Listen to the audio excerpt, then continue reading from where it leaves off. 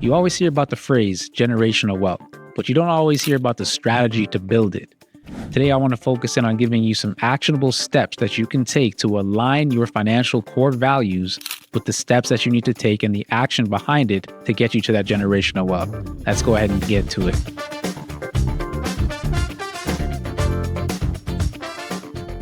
What's going on, everyone? Welcome to another episode of the Success Spectrum podcast. I'm your host, Kadeem McLean, and today we're talking about that big word, generational wealth. And I really want to dive into this because strategy, right? Again, you always hear this phrase, generational wealth, but you don't really hear about the strategy too much. So I'm going to give you a couple of strategies that just to get you started that can help you to start getting the gears turning a bit.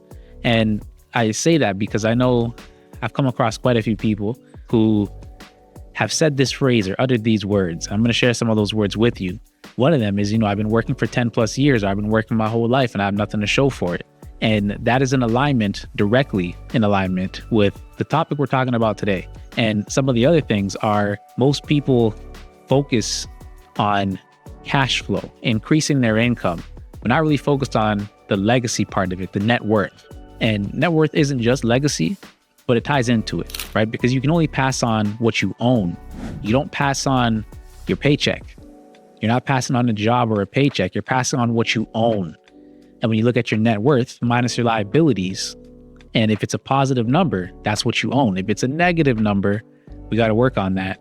But that means you owe money, essentially, right? You owe more than what you have available, what you actually own.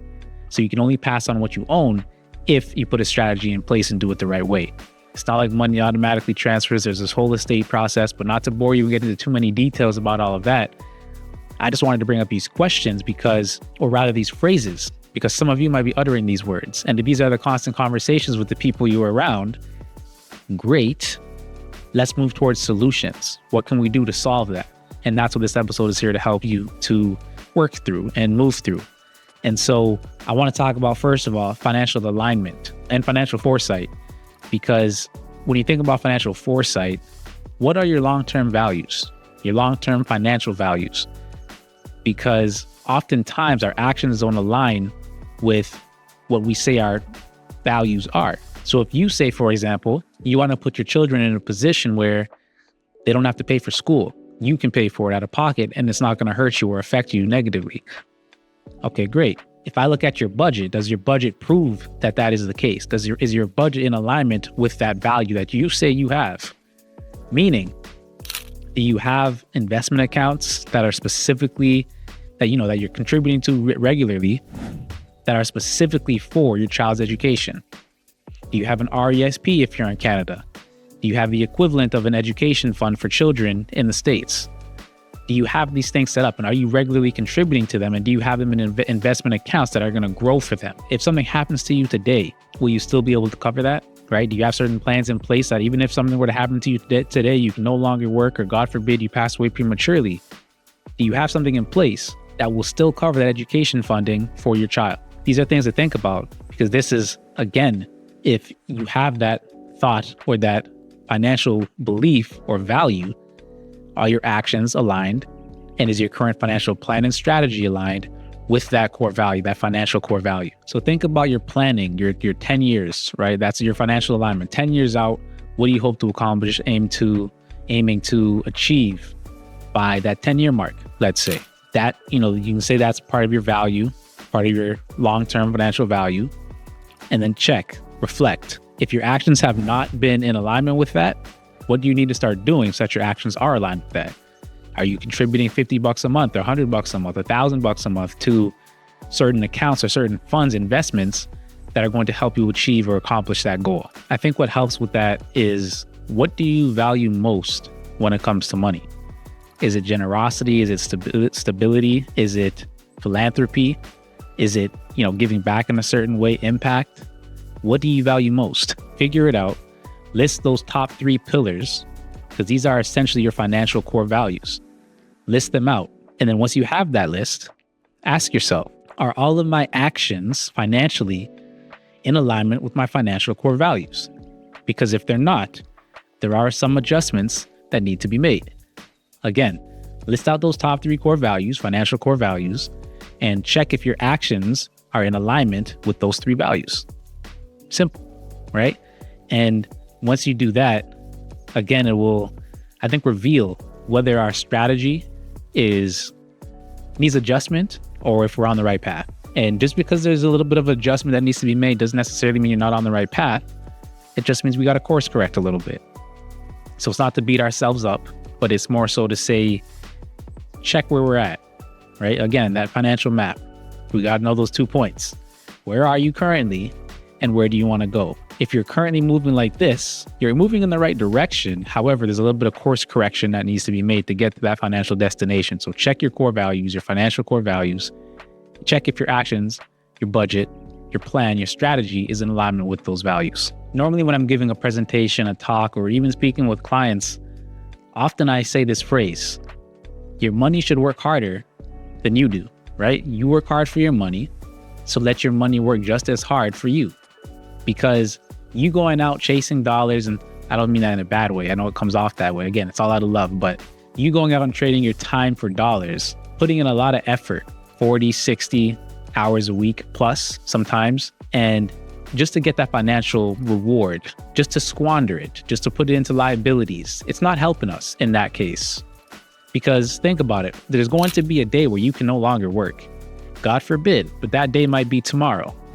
You don't know when it's coming. If that is the case, what do you have in place to protect yourself? What do you have in place to continue generating income in the event that you can no longer work? And again, this also comes back to our financial core values, because stability is a part of that. Do you want to be able to continue your lifestyle for yourself and your family? Because if so, do you have that plan in place where you can no longer go to work today or tomorrow rather, but you are still okay financially? Do you have that in place? Because if not, second question, I guess, is, are you putting dollars towards such a plan to build it to make sure you're okay? And if not, what are we doing? So again, it's just a little course correction that needs to be made in that case. I wrote a book for you, and it's called Wings of Abundance, your strategic guide to uplift and empower you to financial overflow. What this book talks about is, one thing I like to talk about is the financial map. There's 2 points on any map. One is where you are, and the next one is where you want to go. This book, this strategic guide, will help you to determine where you are and where you want to go, and will also help you to bridge the gap. We talk about money mindset. We talk about the application of all the information that you know about finances and all the information that's in this book for you. There's resources in the back of the book. There's bonus information in there. We talk about how to overcome debt, how to build wealth, generational wealth. There's so many different strategies in here that you can utilize for yourself to get you to where you want to be financially. So again, if this is something that sounds interesting to you or anybody you know, because it's written in a language that even teenagers could read it, go ahead and click that link in the description and get yourself a copy. So getting back on track here, keeping your money idle, making your money work hard for you. If your money is idle and it's sitting in your bank account, in your savings account, or you're probably getting 1 to less than 1%, it's not doing much for you. Listen, I had a high interest, I'm going to stress that word again. I had a high interest tax-free savings account with one of the banks here in Canada. I'm not going to say the name of the bank, but it was the Green Bank. And I thought I was doing great. I was getting a whole 1%. And when I found out this thing called the Rule of 72, it's if you take the number 72, you divide it by your rate of return, in my case, 1%, and the answer will tell you how many years roughly it will take your money to double. So I said, okay, I've been out of school for a while, but 72 divided by 1 equals 72. Hold on, that can't be right. It's going to take my money 72 years to double in this account if I leave it there. There is a problem here. That is way too low of a percentage. My money is not working for me. In fact, because of inflation, my money is working against me because I'm losing more thanks to inflation, more than my money is growing. If I'm only growing at 1%, but inflation is at 3%, let's say, I'm losing 2%. Yet I think my money is safe because I see the same number, but the buying power is decreasing. So again, if my money is in an account that's earning me 10%, 8%, 6%, 20+% per year, then I'm okay. I'm good. My money's working hard for me and it's producing more dollars. So I'm not making money just for the sake of trading time for dollars. Now I'm making my dollars make dollars, right? So are your dollars making sense? And they should be, because your dollars, those cents will automatically, or rather, those cents will add up to being dollars. Start thinking in terms of assets, because that investment account where your money is growing for you, it is an asset. Instead of just, going for money and then buying these things to enjoy yourself and give yourself a level of self-care. Self-care is important, but a lot of us overuse that to say, oh, I got to treat myself. Treat yourself for what? Did you put the assets aside like you need to? Self-care should be worked into your routine, but it doesn't mean you got to go spend a couple $100 every week just to treat yourself, or every month even to treat yourself. You do what you got to do with your finances, but I'm just saying. So to go back to what I said it, but I didn't really say it. What will pay you when you can no longer work? What will pay you even if you stop working? These assets that we're talking about, these are some things that can pay you when you're no longer working. Some quick examples of those are real estate, investment accounts like stocks, mutual funds, the whole 9 yards, index funds. Cash value life insurance is another option here. A seed today that is planted, you're not going to be able to benefit. We're talking about generational wealth. So I just want to give you this analogy. A seed that is planted today will not give you shade. Maybe in a few years, it can start to produce a very small amount of shade that you can enjoy. However, a lot of the seeds you're going to plant, if you are on this generational wealth journey, then that tree you plant in 5 to 10 years or 20 years even, it's going to produce a lot more shade for those people, your descendants, right? For your family tree.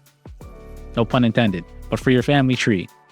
And so that is the idea that should happen. If you plant 5 to 10 seeds today, all of those trees can provide shade to the next generation. And ideally, the generation after that. I believe, if I'm not mistaken, the Bible says a good man leaves an inheritance for his children's children's children, right? 3 generations. Or is it his children's children? See, again, I'm not 100% sure on that, but nonetheless, 2 to 3 generations down the line, if generational wealth is one of those core values of yours, right? Legacy, then we got to make sure our actions are aligned by putting money into these assets we're talking about that will help to build that generational wealth. So the goal is to predict and summon financial overflow by planting these seeds today. As a subscriber to this podcast or a listener to this podcast, I want to give you $30. How am I going to do that? Enter Rakuten. Rakuten is a platform where you can find deals of the week. And on here, it doesn't matter if you're looking for clothes, doesn't matter if you're looking for electronics, services, food, you can get cash back. $30 cash back, rather 30%, 20%, 4%. You can get Dyson Yeti. I know a lot of us need to file our taxes. Those of us who are late, you can use Intuit TurboTax to file your taxes. Ancestry. There are deals upon deals on here. And here's how it's going to work. I refer you. You click the link in the description. You spend $30 on this platform, guess what? We both get $30 back. Sounds like a win-win deal, doesn't it? Go ahead and click that link in the description and get yourself your $30. So cash value life insurance, to talk a little bit more about it, I talk about it in the book, but I guess a real quick overview. Cash value life insurance, there's 2 types. There's whole life, there's universal life as of this recording, but nonetheless, it provides you a few things. You have that quote unquote death benefit. You also have cash value in there. So it's growing in the market depending on which option you go with, but it's growing for you over time. It's an investment, let's call it. There's an investment portion to it or an accumulation fund to it. And that grows for you over time as you're contributing. And what happens there, you get 2 things, right? There's that benefit if something were to happen to you prematurely, but there's also that cash value to it. And what can you use that cash value for? Just about anything. You can get a tax-free loan if it's set up correctly. And I want to give you a disclaimer here. Speak to an insurance agent. Speak to a financial professional before you decide to take this as advice and go and do something. I'm not giving you advice. I'm just making you aware of the options.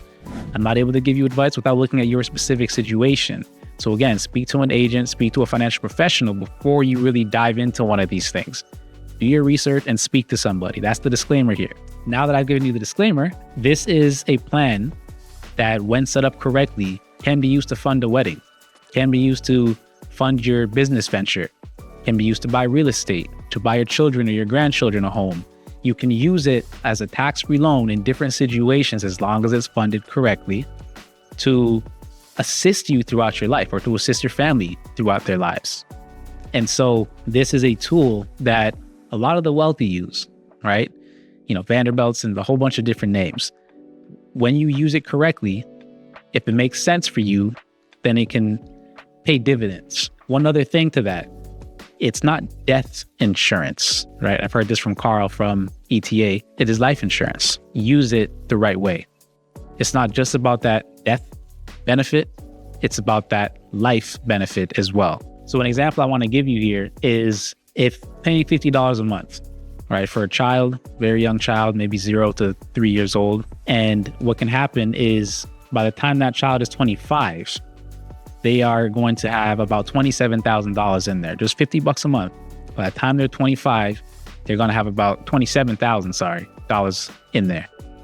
And if they wait until they're 30, they will have 41,000 plus in there. This is at I don't remember what number I used for this illustration. It may have been 5%, maybe 6% growth. And the whole point behind this is putting away little bits every month.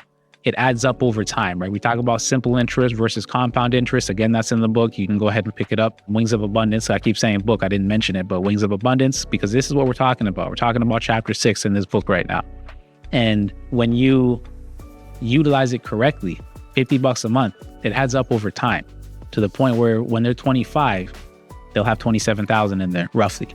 All right, give or take, because again, this is an illustration. At the age of 30, 41,000 plus. What can they use that for? Again, they can use it to buy their first home. They can use it to start their life with their family. They can use it for investments. They can use it for just about anything they want to use it for.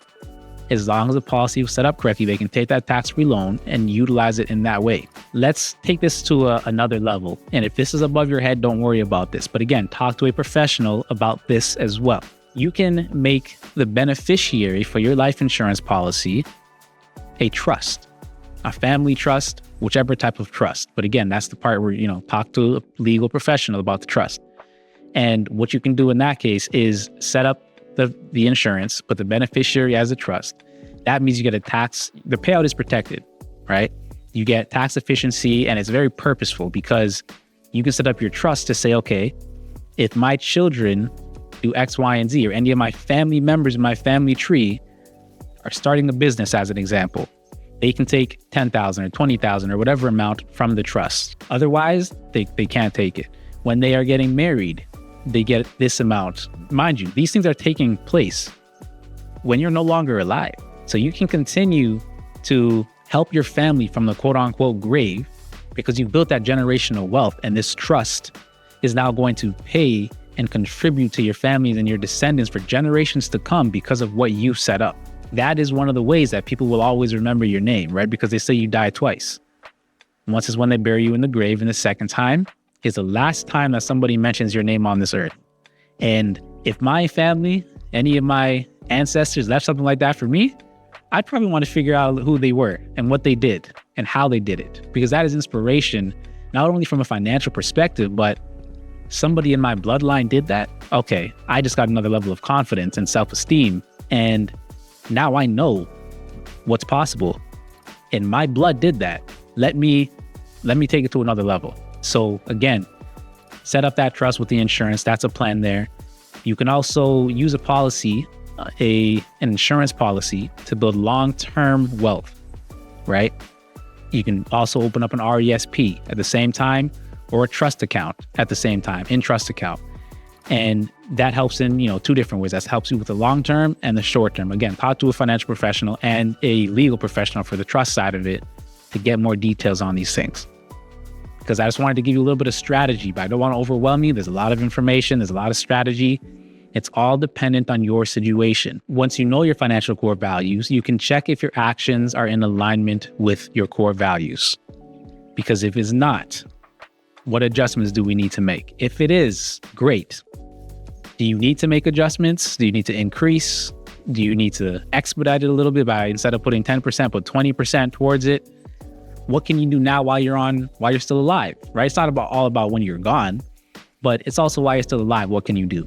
So philanthropy, for example, I hear a lot of people say once they hit $250,000, once they hit 100,000, once they make it, then they'll start being more philanthropic. Then they'll start putting money towards charities or organizations that help people who are quote unquote less fortunate.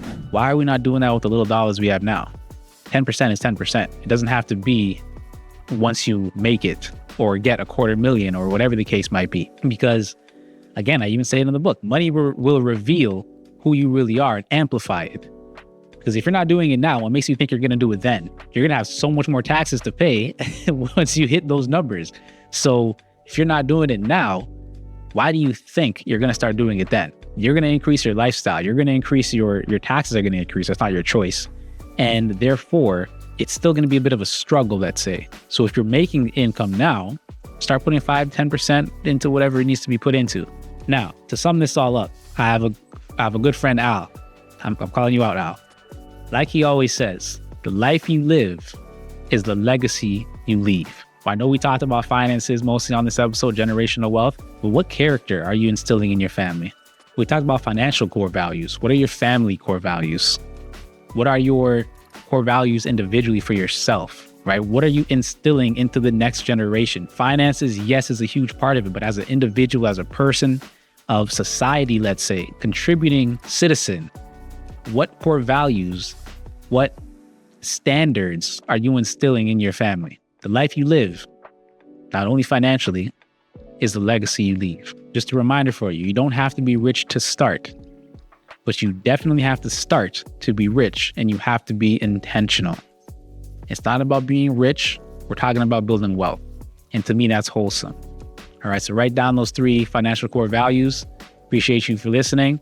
And if you know anybody that can benefit from this episode, which I know you do, go ahead and share this out with them. I appreciate all of you for following.